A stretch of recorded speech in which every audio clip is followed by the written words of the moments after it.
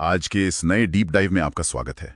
तो आज का हमारा मिशन है प्राचीन भारत के एक बहुत ही बड़े ऐतिहासिक रहस्य को सुलझाना। और ये रहस्य है 6ठी शताब्दी ईसा पूर्व का, जब उत्तर भारत 16 महाजनपदों में बटा था। हाँ, 16 अलग अलग राज्य।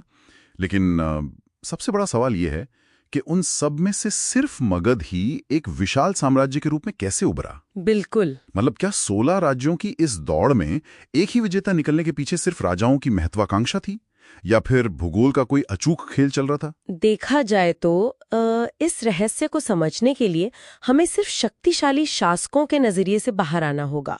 मगध का उदय असल में मानव प्रयास और प्रकृति के एक बहुत ही सटीक तालमेल का नतीजा। हाँ, एकदम सही।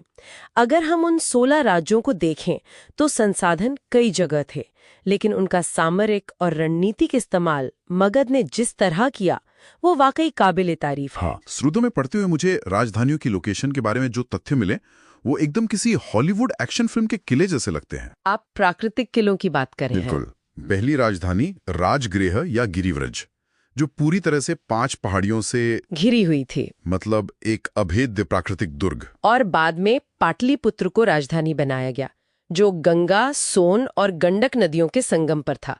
एक तरह का जल दुर्ग। पानी और पहाड़ियों ने उन्हें 2 तरफा सुरक्षा दी। दुश्मन आसानी से राजधानी तक पहुंच ही नहीं सकते थे। तो पानी और पहाड़ियों का असल फायदा सुरक्षा था। सुरक्षा तो थी ही, लेकिन मगध आक्रामक रणनीति में भी बहुत आगे था।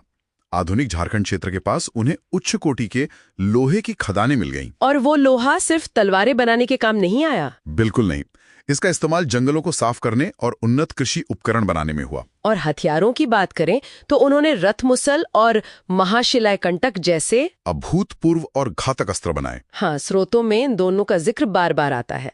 रथ मुसल, अगर मैं सही समझ रही हूँ, तो आज के किसी बख्तरबंद टैंक जैसा था, जिसमें गद्दाएं लगी होती थीं और वो दुश्मनों की सेना को रौंदता हुआ निकल जाता था। और वो दूसरा महाशिलाकंटक एक विशाल कैटापोल्ट या तोपखाने की तरह काम करता था, जिसे बड़े बड़े पत्थर फेंके जाते थे। इन विशाल हथियारों के सामने बाकी राज्यों की सेनाएं टिक ही नहीं पाती थीं।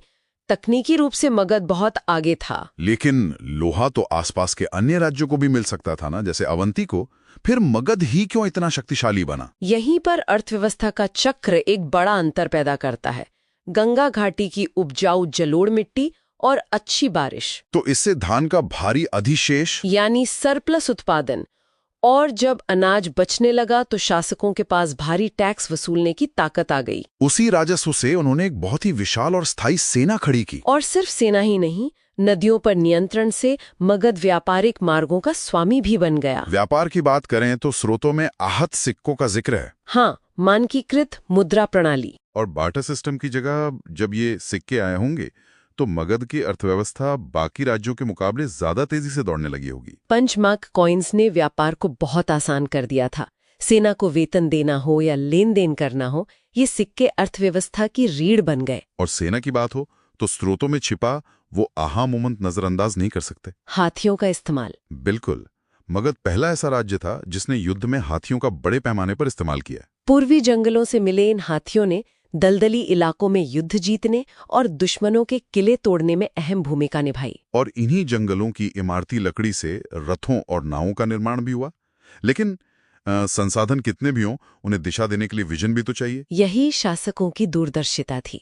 बिंबिसार ने केवल युद्ध नहीं किए, बल्कि कौशल और वैशाली जैसे राज्यों के साथ वैवाहिक नीतियां बनाकर अपनी राजनीतिक स्थिति मजबूत की। और उसके बाद अजातशत्रु की आक्रामक विस्तारवादी नीति। हाँ, और आगे चलकर महापद्मनंद का एकराट बनने का संकल्प। इन शासकों ने हर संसाधन का भरपूर दोहन किया। स्रोतों में एक और बात मुझे चौंकाती है मगध के समाज के बारे में। ऐसा कहा गया है कि वहां का समाज ब्राह्मणवादी रूढ़िवादिता से तुलनात्मक रूप से मुक्त था। ये एक बहुत ही अहम बिंदु है।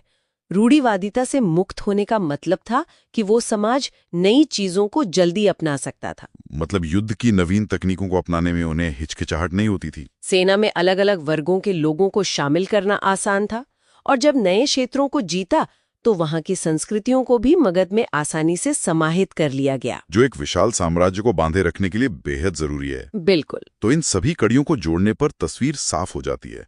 मगध की सफलता किसी एक वजह से नहीं थी।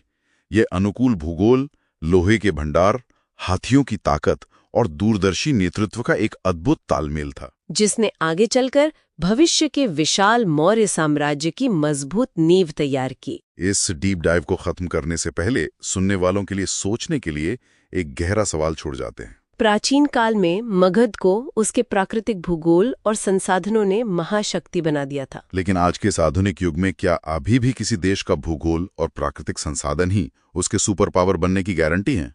या अब दुनिया के नियम पूरी तरह बदल चुके हैं? क्या तकनीक और डेटा ने अब भूगोल की जगह ले ली है? इस दिलचस्प विचार के साथ आज की चर्चा को यहीं विराम देते हैं।